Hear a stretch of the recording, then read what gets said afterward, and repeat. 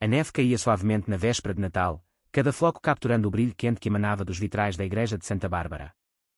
O antigo edifício de pedra erguia-se numa esquina no centro da cidade, um marco histórico que resistira por mais de um século enquanto a cidade crescia e se transformava ao seu redor.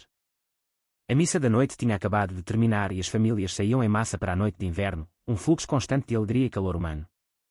Enrolados em casacos e cachecóis, dirigiam-se para casa, para as suas celebrações, para o conforto dos seus lares. Nos degraus laterais da igreja, longe da entrada principal por onde a maioria das pessoas passava, estava sentada uma jovem que observava tudo. Observava as famílias felizes com uma expressão que não continha amargura, apenas uma tristeza silenciosa e profunda que parecia ter-se alojado permanentemente na sua alma. O seu nome era Mariana, embora a maioria das pessoas que passavam por ela na rua não se dessem ao trabalho de perguntar. Tinha 23 anos, com longos cabelos loiros que precisavam desesperadamente de ser lavados e um vestido bege fino que era completamente inadequado para o frio cortante do inverno. Os seus pés estavam descalços, em contacto direto com a pedra gelada polvilhada de neve. Os seus sapatos tinham-se desfeito há 2 semanas, e ela não tinha para onde ir quando as camas dos abrigos ficavam todas ocupadas, o que acontecia sempre por altura das festas. Mariana estava sem abrigo há 8 meses, desde que uma série de infortúnios, iniciada com a morte da sua mãe, se transformara numa cascata de desgraças, a perda do emprego, o despejo e a lenta erosão de tudo o que ela antes considerava estável na sua vida. Ela tinha tentado os abrigos, os programas de assistência, as candidaturas a empregos. Tinha tentado manter-se positiva, manter a esperança acesa, mas o inverno era duro e o Natal era ainda mais difícil. E naquela noite, ela estava sentada nos degraus frios da igreja porque, pelo menos, o edifício bloqueava parte do vento cortante e a luz das janelas fazia-a sentir-se um pouco menos sozinha no universo. Ouviu a criança antes de a ver. Uma vozinha, brilhante e curiosa, quebrou o murmúrio das conversas dos adultos que passavam perto. Pai, por que é que aquela senhora está sentada na neve? Mariana levantou o olhar e viu uma menina, talvez com 3 anos, com o cabelo loiro preso em totós e um casaco vermelho que parecia saído de um livro de contos. A criança apontava para Mariana com a frontalidade desinibida de alguém demasiado novo para ter aprendido que é falta de educação apontar. Matilde, não se aponta, disse uma voz masculina, e só então Mariana ouviu. Era provavelmente um homem nos seus 30 e poucos anos, alto e bem vestido com um casaco escuro e fato, de cabelo escuro e com o tipo de rosto que sugeria que estava habituado a ter o controle das situações. Ele segurava a mão da menina, e a sua expressão ao olhar para Mariana era complexa, uma mistura de preocupação com algo que poderia ser desconforto ou piedade. Mas pai, ela não tem sapatos, disse a menina, a sua voz a subir de tom, carregada de aflição. E está a nevar. Eu sei, querida, disse o homem gentilmente. Mas temos de ir para a casa da avó para jantar. Anda. Mas a menina, Matilde, soltou a sua mão e, antes que o pai a pudesse impedir, correu para onde Mariana estava sentada nos degraus. De perto, Mariana pôde ver que os olhos de Matilde eram de um azul profundo e cheios de uma empatia que parecia demasiado madura para alguém tão pequeno. Olá, disse Matilde. Eu sou Matilde. Como te chamas? Mariana engoliu em seco, desacostumada a ser tratada como uma pessoa em vez de um obstáculo a ser contornado. Sou a Mariana. Estás à espera de alguém? Perguntou Matilde. A tua família vem buscar-te. Não, disse Mariana em voz baixa, sentindo um nó na garganta. Eu não tenho família. O rosto de Matilde contorceu-se de tristeza. Não tens família? Nem no Natal. Mariana abanou a cabeça, sem confiar na sua voz para falar.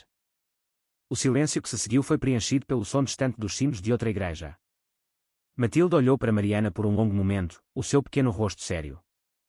Depois, disse com a sabedoria simples de uma criança, acho que precisas de um abraço. E antes que Mariana pudesse responder, antes que pudesse dizer que estava tudo bem, que Matilde não precisava de se preocupar com ela, a menina deu um passo em frente e envolveu os seus pequenos braços à volta do pescoço de Mariana. Matilde cheirava a biscoitos acabados de fazer e a shampoo de bebê, e o seu abraço era forte e quente, e Mariana sentiu algo quebrar-se dentro do seu peito. Tinha sido tão forte durante tanto tempo, mantendo as suas emoções trancadas a 7 chaves porque mostrar vulnerabilidade nas ruas era perigoso. Mas esta bondade inesperada de uma criança que ela não conhecia desarmou-a completamente.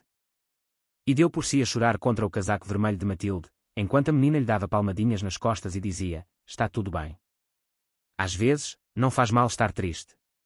O homem, o pai de Matilde, já os tinha alcançado. Mariana olhou para ele através das lágrimas, esperando ver desaprovação ou nojo. Em vez disso, viu as suas próprias emoções refletidas nele. Os olhos do homem brilhavam com lágrimas que ele tentava conter. Desculpe, disse Mariana rapidamente, desenlaçando-se gentilmente do abraço de Matilde. Eu não queria, lamento muito. Não, disse o homem, com a voz embargada. Não peça desculpa. Quem devia pedir desculpa sou eu. Eu ia passar por si. Ia levar a minha filha para uma casa quente com comida a mais e presentes a mais, e ia passar por alguém sentado descalço na neve na véspera de Natal.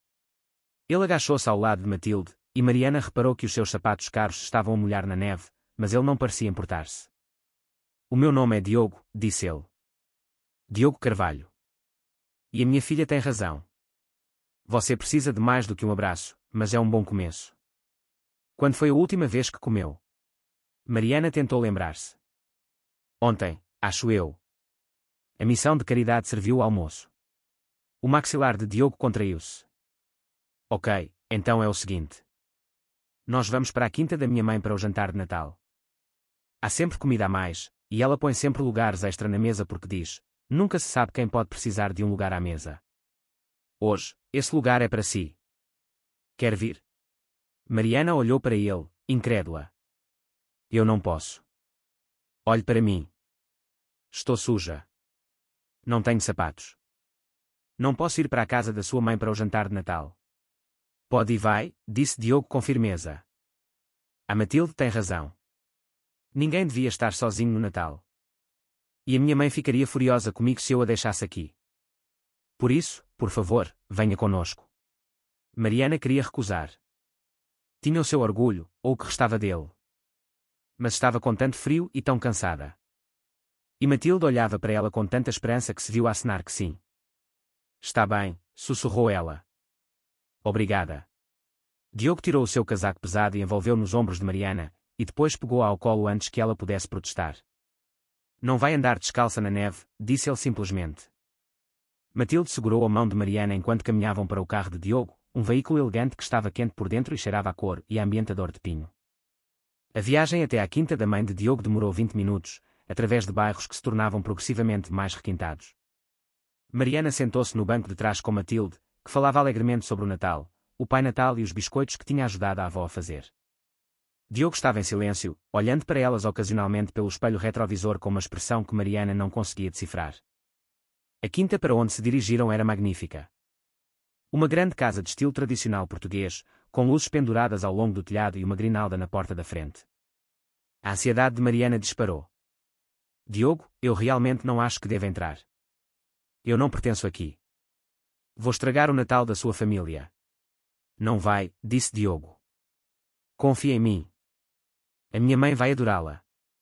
Ele tinha razão. A mãe de Diogo, cujo nome era Maria, olhou para Mariana e imediatamente a conduziu para dentro, sem fazer qualquer comentário sobre a sua aparência, a não ser, oh, querida, deves estar gelada. Vamos aquecer-te e dar-te de comer. A casa estava cheia de família. A irmã de Diogo, Carla, e o seu marido, Rui, o seu irmão, Paulo, e os dois sobrinhos adolescentes, Gonçalo e Tomás, e Maria, a matriarca, a presidir a todos com um calor e uma eficiência notáveis. Eles mal pestanejaram quando Diogo explicou que Mariana se juntaria a eles para o jantar. Em poucos minutos, Mariana encontrava-se no andar de cima, numa casa de banho de hóspedes com Maria, que preparava um banho quente e dispunha roupas limpas sobre uma cadeira. Estas eram da minha filha, disse Maria, apontando para uma camisola macia e umas calças de ganga. Ela tem mais ou menos o seu tamanho. Leve o tempo que precisar, aqueça-se e deixa quando estiver pronta. O jantar só será servido daqui a 1 hora. Senhora Carvalho, começou Mariana, mas Maria levantou uma mão. Maria, por favor. E não precisa de explicar nada. A minha neta viu alguém que precisava de ajuda. E o meu filho fez o que estava certo ao ouvi-la. É tudo o que preciso de saber. Depois do banho, vestida com roupas limpas e com o cabelo lavado pela primeira vez em semanas, Mariana olhou-se ao espelho e mal reconheceu a pessoa que via. Parecia quase normal, quase como a pessoa que costumava ser antes de tudo desmoronar. O jantar foi avassalador da melhor maneira possível. A mesa estava apinhada com comida, incluindo o tradicional bacalhau e sardinhas assadas, e a família. Todos se esforçaram para incluir Mariana na conversa sem fazer perguntas invasivas sobre como ela tinha acabado nos degraus da igreja. Falaram sobre coisas banais, trabalho, escola e o episódio engraçado que aconteceu no supermercado. E durante 2 horas, Mariana sentiu-se como uma pessoa normal, em vez de alguém para ter pena ou evitar. Matilde insistiu em sentar-se ao lado de Mariana e durante toda a refeição, a menina inclinava-se periodicamente para abraçar o braço de Mariana ou pousar a cabeça no seu ombro. De cada vez, Mariana sentia o coração apertar-se com uma mistura de gratidão e luto por tudo o que tinha perdido. Depois do jantar, enquanto a família se mudava para a sala de estar para os presentes e o café, Maria chamou Mariana à parte. Quero que saibas uma coisa, disse Maria. O meu marido morreu há 5 anos, e nesse primeiro Natal sem ele, eu estava perdida. Sentava-me nesta casa que parecia demasiado grande e demasiado vazia, e perguntava-me qual era o sentido de celebrar o que quer que fosse quando a pessoa que eu mais amava já não estava cá. E então o meu neto, que na altura tinha apenas alguns meses, sorriu para mim. Apenas um sorriso de bebê, provavelmente gases. Mas lembrou-me que a vida continua, que ainda há alegria a ser encontrada. Ainda há razões para celebrar. Ainda há pessoas que precisam de nós. Ela pegou na mão de Mariana. Estás aqui por uma razão esta noite. Talvez seja para a Matilde aprender sobre compaixão. Talvez seja para o Diogo se lembrar que o sucesso não significa nada se não o usarmos para ajudar os outros. Ou talvez seja porque precisavas de te lembrar que não estás sozinha. Que há pessoas que se importam contigo, mesmo que te tenham acabado de conhecer. Seja qual for a razão, estou feliz por estares aqui. Mariana teve de limpar os olhos. Obrigada por tudo. Não sei como vos poderei pagar. A bondade não se paga, disse Maria. Passa-se adiante. Mas, por agora, concentra-te em reerguer-te, e nós vamos ajudar-te a fazê-lo. Nos dias seguintes, fiel à palavra de Maria, a família Carvalho mobilizou-se. Diogo, que Mariana descobriu ser um empresário de sucesso, fez telefonemas para contactos e encontrou um emprego para Mariana na empresa de um amigo. Maria ajudou-a a candidatar-se a um apoio de emergência para a habitação e conseguiu que ela entrasse num programa de alojamento de transição. Carla, a irmã de Diogo, doou roupas e produtos de higiene. Os filhos adolescentes do seu irmão Paulo, Gonçalo e Tomás, que precisavam de horas de trabalho comunitário para a escola, ofereceram-se para ajudar Mariana a mudar-se para o seu novo apartamento quando este ficasse disponível. Mas mais do que a ajuda material, os Carvalho deram a Mariana algo que ela tinha perdido nas ruas: dignidade. Trataram-na como uma pessoa de valor, alguém cujas opiniões importavam, alguém em quem valia a pena investir. Diogo, em especial, fazia questão de contactá-la, de se certificar de que ela tinha tudo o que precisava, oferecendo apoio sem a fazer sentir como um caso de caridade. Por que estão a fazer tudo isto? Perguntou Mariana uma noite, enquanto tomavam café num café perto do seu novo apartamento. Ela estava no alojamento de transição há 3 semanas, tinha começado o seu novo emprego e começava a sentir que a sua vida estava a entrar nos eixos novamente. Diogo ficou em silêncio por um momento. Sabes como é que a mãe da Matilde morreu? Mariana abanou a cabeça. Tinha reparado que a mãe de Matilde nunca era mencionada, mas não tinha querido ser indiscreta. Acidente de viação, disse Diogo. Há 2 anos. Um condutor embriagado passou um sinal vermelho. A Matilde também estava no carro, mas ficou bem, fisicamente. A Raquel, a minha mulher, morreu no local. Ele olhou para o seu café. Durante 1 ano depois disso, eu andava apenas a cumprir os movimentos, cuidar da Matilde, gerir a minha empresa, mas sem viver realmente. Estava oco por dentro. E depois, naquela véspera de Natal, a Matilde viu-te naqueles degraus da igreja e fez o que eu devia ter feito sem hesitar. Ela viu alguém que precisava de ajuda e ajudou. Diogo olhou para Mariana. Ela lembrou-me que não estamos nesta terra apenas para acumular riqueza ou alcançar o sucesso. Estamos aqui para cuidar uns dos outros. A minha mulher sabia disso. Ela era voluntária no centro de acolhimento para sem-abrigo todas as semanas. Ela teria vergonha da pessoa em que me tornei. Alguém que passaria por uma pessoa necessitada porque era desconfortável ou inconveniente. A Matilde deu uma oportunidade de ser a pessoa que a Raquel gostaria que eu fosse, a pessoa que eu quero ser. Por isso, obrigado por nos teres deixado ajudar-te. Mariana estendeu a mão por cima da mesa e pegou na dele. Vocês salvaram a minha vida. Não apenas por me darem uma refeição ou me ajudarem a encontrar um emprego. Vocês salvaram a minha vida ao tratarem-me como se eu importasse, quando eu própria já me tinha esquecido que importava. 6 meses depois, Mariana estava no seu próprio apartamento, pequeno mas seu, a preparar-se para jantar na Quinta dos Carvalho. Tinha-se tornado uma tradição semanal. Jantares de domingo onde Matilde contava histórias elaboradas sobre a sua semana no jardim de infância, Diogo falava sobre o trabalho e Maria alimentava-os a todos com comida a mais. Mariana tinha sido promovida no trabalho. Tinha restabelecido o contacto com uma velha amiga da faculdade. Tinha começado a ter aulas de arte no centro comunitário, redescobrindo uma paixão que abandonara há anos. A sua vida estava a ser reconstruída, peça por peça. Mas, mais do que tudo isso, ela tinha uma família outra vez, não por sangue ou casamento, mas por escolha. Os Carvalho tinham-na acolhido nas suas vidas de braços abertos, e ela descobrira que família não era sobre biologia ou relações legais. Era sobre estar presente para os outros, sobre ver a necessidade de alguém ir ao seu encontro, sobre amar sem condições ou expectativa de retorno. Enquanto Mariana conduzia para o jantar naquele domingo, pensou na mulher que tinha sido há 8 meses, sentada descalça nos degraus da igreja na neve, certa de que a sua vida tinha acabado. E pensou numa menina de casaco vermelho que olhou para uma estranha e disse: "Acho que precisas de um abraço." Aquele abraço tinha a salvo, não porque fosse mágico, mas porque a lembrou de que ainda era humana, ainda digna de amor, ainda merecedora de bondade.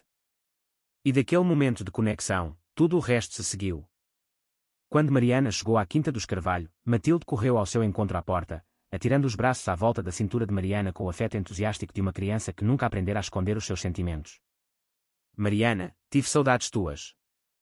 Podes ajudar-me com o meu projeto de arte depois do jantar? É uma pintura de ti, de mim e do pai." "Claro que sim", disse Mariana, abraçando Matilde de volta. Adorava vê-la. Diogo apareceu atrás da filha e sorriu para Mariana com um calor que evoluíra ao longo dos meses, de piedade para respeito e para algo que nenhum deles ainda tinha nomeado, mas que parecia o início de algo importante. "Olá", disse ele. "Ainda bem que pudeste vir." "Não faltaria por nada", disse Mariana, com sinceridade. "Este é o meu dia preferido da semana." Enquanto entravam em casa, onde Maria já estava a pôr a mesa e o cheiro a frango assado enchia o ar, Mariana sentiu uma profunda gratidão. Não apenas pela ajuda que recebera, embora isso tivesse mudado a sua vida, mas pelo lembrete de que o mundo estava cheio de pessoas boas. Que a bondade era real. Que a conexão era possível mesmo quando nos sentimos mais sozinhos. Uma menina tinha-lhe oferecido um abraço numa véspera de Natal gelada. E esse simples ato de compaixão propagou-se, transformando não apenas a vida de Mariana, mas as vidas de todos os que tocou. Porque é isso que a bondade faz. Começa pequena, com uma pessoa a ver a dor de outra e a escolher reconhecê-la, aliviá-la, partilhá-la. E, por vezes, se tivermos muita sorte, esse momento de bondade torna-se a base para algo duradouro. Uma amizade, uma família, uma vida reconstruída não sobre o que se perdeu, mas sobre o que se encontrou nos espaços intermédios. Mariana estava perdida naqueles degraus da igreja. Mas Matilde encontrou-a. E ao ser encontrada, Mariana descobriu algo que pensava ter perdido para sempre: esperança. Não a esperança ingênua de que tudo seria fácil, mas a esperança teimosa e resiliente de que, mesmo nos nossos momentos mais sombrios, há pessoas que estenderão as suas mãos e dirão: "Eu vejo-te. Tu importas. Deixa-me ajudar." Esta é a história de como uma mulher sem abrigo nos degraus de uma igreja foi salva pelo abraço de uma criança e pela compaixão de uma família. E de como, ao salvá-la, eles se salvaram a si mesmos, lembrados do que realmente importa na vida, comprometidos novamente com os valores que nos tornam humanos. Reconectados à verdade de que todos fazemos parte da mesma família humana e que todos temos a responsabilidade de cuidar uns dos outros. É uma história sobre o poder transformador da bondade simples e as coisas extraordinárias que acontecem quando nos deixamos comover pela necessidade de outra pessoa e escolhemos responder com todo o nosso coração.